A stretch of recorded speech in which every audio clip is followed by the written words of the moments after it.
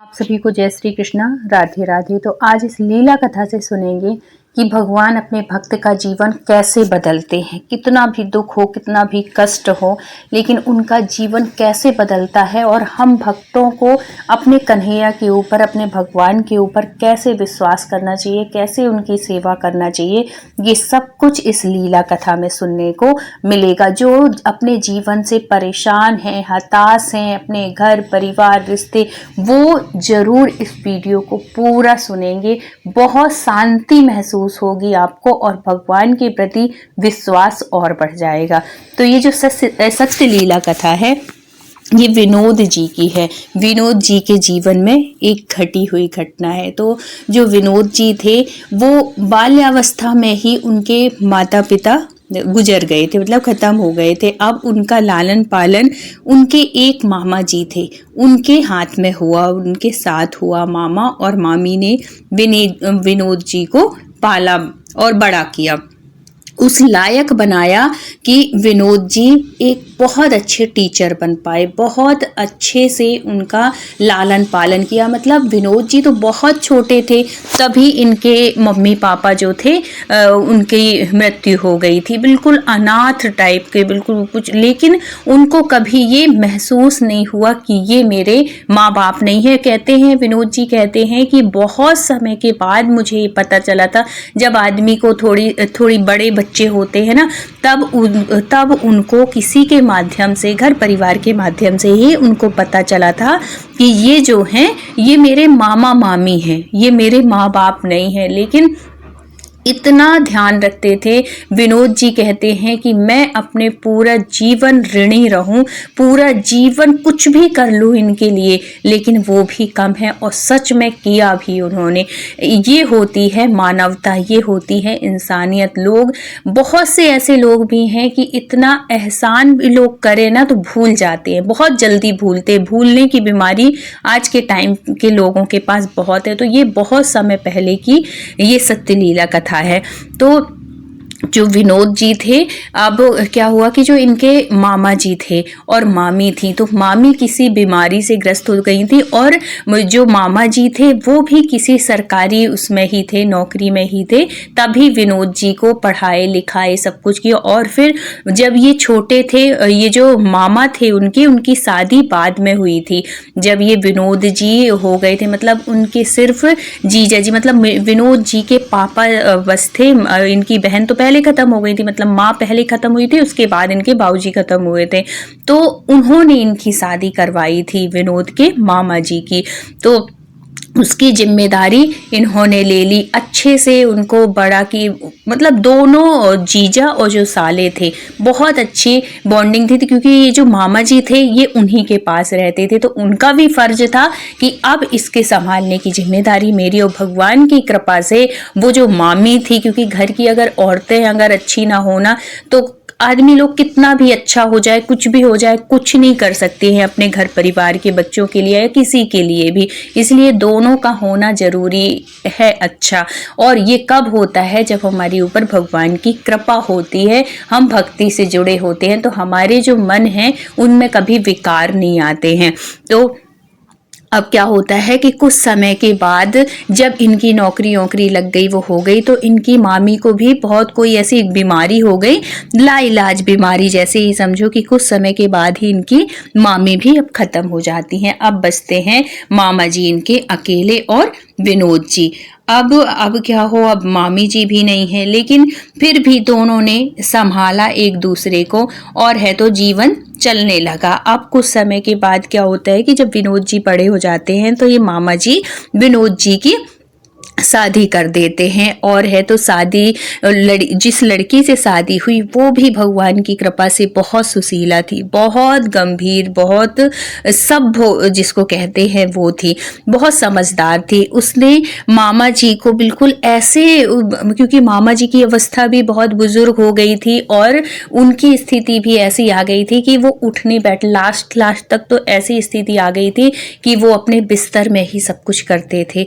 तो उस लड़की ने कभी ये नहीं सोचा कि ये मेरे सास ससुर भी नहीं है या कि कोई और है तो मैं ये नहीं करूं। पूरा बिल्कुल वो बिस्तर में ही करती थी, सब कुछ करती थी उनका मामा जी का। मामा जी बहुत खुश थे उससे, उनकी विनोद जी की वाइफ से। विनोद जी से तो थे ही, वो तो थे ही इतने लायक। लेकिन आखिरी आखिरी क्या होता है कि जब विनोद जी के मामा जी की लास्ट स्थिति समझो आ जाती है, उनको लगता है कि अब मेरा कुछ नहीं हो, मतलब मैं बच नहीं सकता हूँ, तो उन्होंने एक दिन विनोद को बुलाया और है तो कहा कि विनोद, तुमसे एक बात कहनी थी बेटा। तो वो बोले, हाथ रख के उनके हाथों में हाथ लेके बोले कि मामा जी, आपके मन में कोई भी बात हो, कुछ भी हो, निसंकोच हो के कहो, मैं आपका बेटा हूँ, आपकी सारी जो भी इच्छा होंगी मैं पूरी करूँगा। तो बड़े उससे मतलब कि मन में एक बोझ से लेके वो कह रहे थे कि विनोद, मेरा ना बेटा कुछ कर्ज रह गया है, वो मैं चुका नहीं पाया, चुकाने से पहले ही मैं इतना बीमार हो गया कि अब तो आखिरी अवस्था है, तो मेरे से बस इतना वादा कर ले कि ये जो कर्ज है वो तू चुका दे रहा। तो वो बहुत वो होता है और कहते हैं कि मामा जी, मैं आपका पूरा कर्ज चुकाऊंगा, आप बिल्कुल परेशान मत हो और बिल्कुल दुखी ना हो, मैं जितना भी आपका कर्ज है मैं सब कुछ चुकाऊंगा। क्योंकि वो जो कर्ज था वो कैसा कर्ज था, कोई मामा जी का स्वयं का कर्ज नहीं था। एक तो मामी थोड़ी बीमार थी तो उसका भी, और इसकी जो पढ़ाई में, विनोद की पढ़ाई में जो लगा था उसका कर्ज था, और विनोद एक अच्छा टीचर भी बन गया था, गवर्नमेंट जॉब लग गई थी। तो वो सब चीज मिला के तो विनोद ने बोला, मामा जी आप बिल्कुल चिंता मत करो, मैं वो करूंगा। अब क्या होता है कि जब ये, और ये ऐसा भी नहीं था, भगवान के भक्त भी थे, इनके घर में लड्डू गोपाल की सेवा होती थी। और इनकी जो माँ थी, कहते हैं ये मामा जी हमेशा बताया करते थे कि माँ इनकी लड्डू गोपाल की सेवा करती थी, बाबूजी भी इनकी सेवा करते थे। अब वो तो दोनों चले गए, तो अब इन दोनों की सेवा मामा मामी करने लगे। मामा मामी को देखते देखते विनोद जी भी लड्डू गोपाल की सेवा का, भगवान की कृपा से, कहते हैं ना कि भगवान की अगर नजर किसी के ऊपर हो, किसी के परिवार के ऊपर हो, तो उसमें कभी कोई ऐसे विकार नहीं आते हैं। तो ऐसे ही हुआ। इनकी जो वाइफ थी वो भी बहुत सुशीला थी, वो भी अच्छी धार्मिक थी, तो वो भी इनकी सेवा करने लगी। अब दोनों, विनोद और उनकी वाइफ मिलके दोनों भगवान की भक्ति करते, पूजा पाठ जो भी बनता सबसे पहले भगवान को भोग लगाते और वही प्रसाद के रूप में ही सब पाते थे। अब इनको चिंता होने लगी क्योंकि मास्टरी में ज़्यादा इतना पैसा तो है नहीं और कर्ज ज़्यादा था। तो इनके मन में विचार आया, और शादी भी हो चुकी थी, तो इनके मन में एक दिन विचार आया कि अगर मेरी शादी हो गई है और अब बच्चे भी होंगे, और हर औरत की एक ख्वाहिश होती है कि शादी के बाद हमारा बच्चा हो, और सबकी होती है, तो अगर मैं बच्चों के उसमें पड़ गया तो फिर मैं मामा का कर्ज कैसे उतारूंगा। तो मैं ऐसा करता हूँ कि मैं बच्चे ही पैदा नहीं करूँगा, ऐसे वो सोच के। लेकिन मन ही मन अपनी पत्नी के ऊपर भी सोच कि हर औरत की शादी के बाद इच्छा होती है कि उसकी गोदी भरी रहे, वो बहुत अरमान होते हैं हर लड़की का। लेकिन अब वो बड़ी दुविधा में हो गए विनोद जी कि मैं कैसे करूं, कैसे अपनी पत्नी को समझाऊं, कैसे क्या करूं।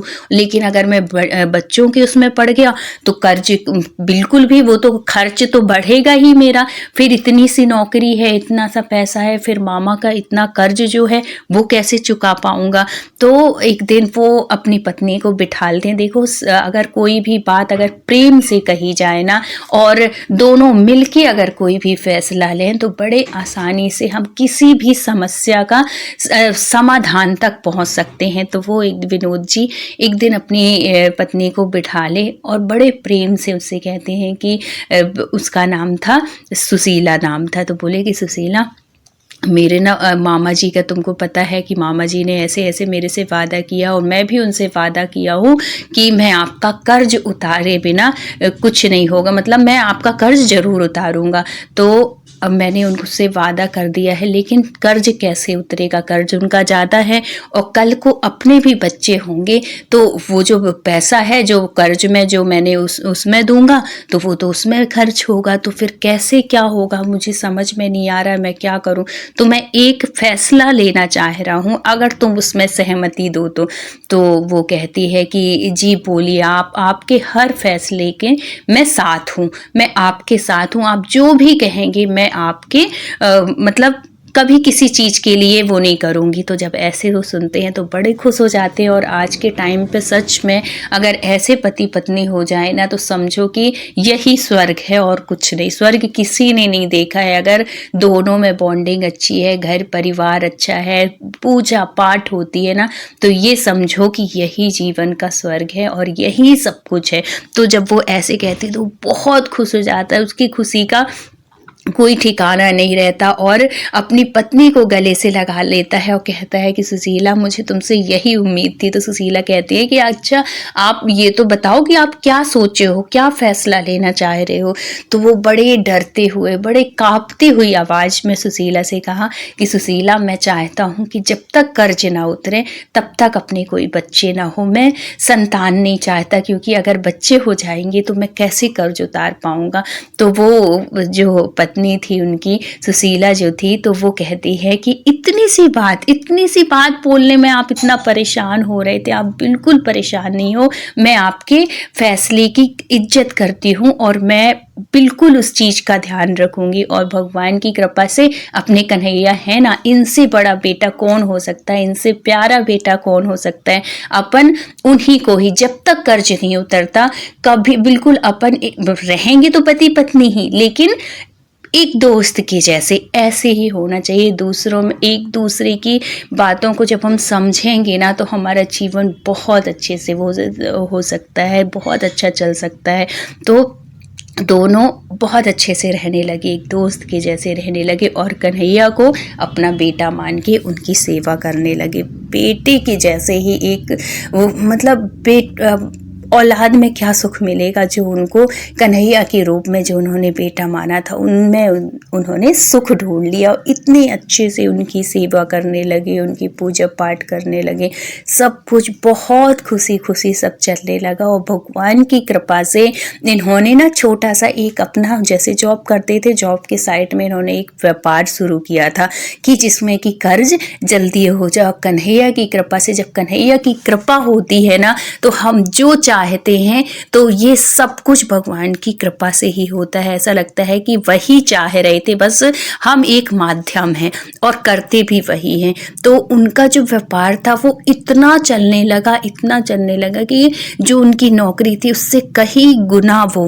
अपने व्यापार से कमाने लगे। जो इनका कर्ज जो 10 साल में पूरा होना था, वो इन्होंने 4 साल के अंदर पूरा कर दिया, कर्ज को पूरा कर लिया। और जैसे कि उन्होंने वादा किया था कि जब तक कर्ज नहीं उतरेगा तब तक अपन कोई संतान नहीं करेंगे, तो भगवान की कृपा से उनका 10 साल का कर्ज भगवान लड्डू गोपाल की कृपा से उन्होंने 4 साल में पूरे किए। और उसके बाद क्योंकि वो जो मामा जी थे वो तो गुजर चुके थे, वो सिर्फ वादा किए और कुछ समय के बाद उनकी स्थिति बहुत ज़्यादा जर्जर हो गई थी, मतलब अब बिस्तर में ही शरण हो गए थे, तो फिर कितने दिन तक और जीते।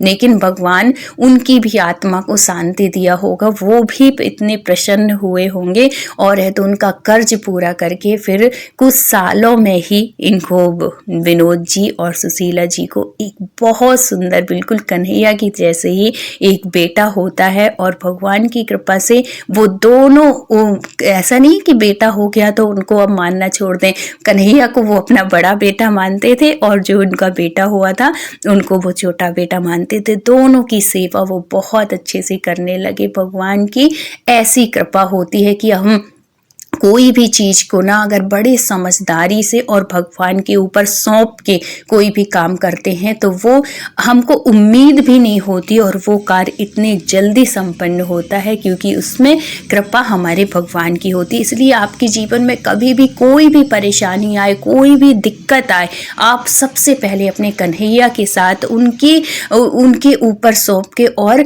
समझदारी से काम करिए। क्योंकि जब तक अगर आप समझदारी नहीं दिखाएंगे अपने हस्बैंड से या वाइफ से, कभी कोई बात मत छिपाइए, समझदारी से काम। अगर वही चीज़ अगर वो छुपा लेते, उसके पास नहीं जाते, दूर दूर जाते, तो फिर उनको शक होता ना कि ये पास क्यों नहीं आ रहे। और उन्होंने समझदारी की कि पहले पूरी बात अपनी पत्नी से बता दिए सब कुछ, तो उसने भी समझदारी दिखाई। भगवान की कृपा रही कि वो 10 साल का कर्ज 4 साल में पटा और भगवान की कृपा से उनको एक बेटा भी हो गया, सुखी जीवन, इतना अच्छा जीवन उन्होंने जिया को, और भगवान की कृपा ऐसे हर किसी के ऊपर बरसे, हर किसी के ऊपर ऐसी असीम कृपा हो हमारे कन्हैया की। तो अगर आप भी चाहते हैं कि भगवान की कृपा आपके ऊपर हो तो आप भी भगवान के ऊपर विश्वास रखिए, हर कार्य में आप भगवान को साथ लेके करिए, देखिएगा कैसे पूरा होता है।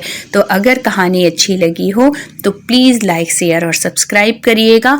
फिर मिलते हैं किसी धार्मिक सत्य घटना के साथ, तब तक अपना ख्याल रखिए, अपनों का ख्याल रखिए। Thank you so much full watch करने के लिए। राधे राधे।